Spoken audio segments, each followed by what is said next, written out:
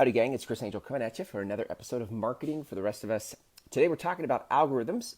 You've heard me say before many times in this show that those of us, marketing for the rest of us, is not about, is for those of us that don't want to chase algorithms. But I wanted to go more specific on what I mean, right? So look, let's just make this super logistical, right? Like an algorithm is a mathematical formula.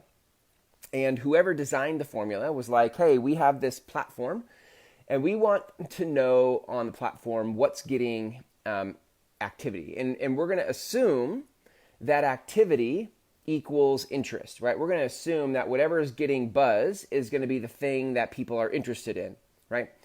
And so algorithms continue to evolve and change because the people who write the algorithms are trying to measure what people are interacting with. Now, that being said, it is a mathematical formula. It is not a human. It's not, so it can't measure the things of humanity, right? So while it can measure a post that's getting activity, it can't tell the intention of that post. It doesn't know the heart of the person who wrote the post. And it doesn't get into the truth, that person's truth from that post. And so here's why this matters, because many of you, like me, have a heart to make a difference, to make an impact in the world. And the algorithms can't measure our intent. They can't measure our heart for what it is that we're up to in the world.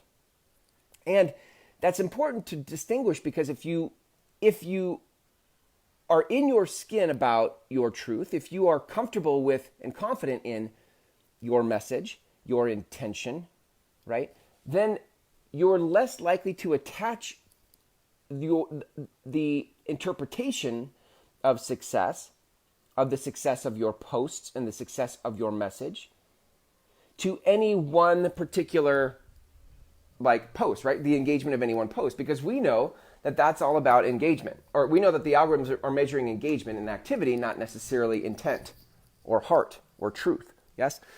So for many of you, you're just beginning to play with and unpack your important work in the world. You were going down the road and you were stepping out into the world of content marketing to share with the world your truth, your heart, your intention. And it's possible that as you do that, you're going to be looking for validation of, does this resonate? Does this not resonate? And it's possible that you could be using measures or tools that ineffectively measure how much impact you really have.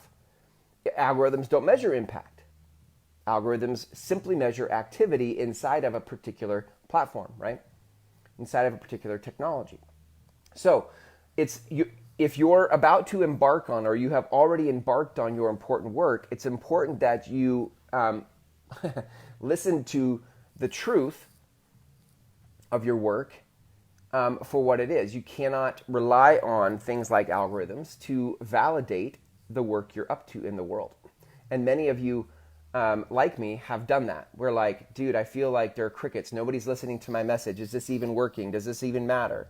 And you're asking the wrong question, because you can't look to algorithms for validation of your work.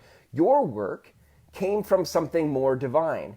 Your work came from something sourced inspirationally from a different dimension, right? Like, it didn't come from a carnal place. It came from a divinely inspired place.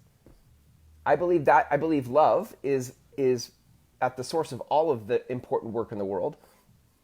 And love is not subjected to algorithms. And your work is not defined by algorithms. And so what you have to do, so here, let me start to make this practical. First of all, what you have to do is you have to keep reminding yourself the important work, regardless of what the algorithms are picking up in your posts. But more importantly, what I want you to know is, like, algorithms were made for man, not man for algorithms. Yes? And it is possible to take the technology of algorithms and use them for our purpose.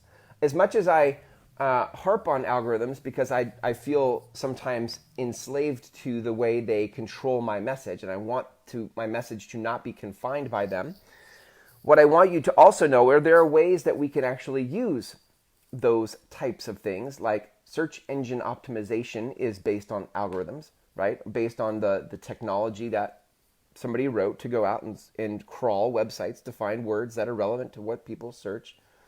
It is possible to post things in Facebook in such a way that you could get more action than you normally would, right?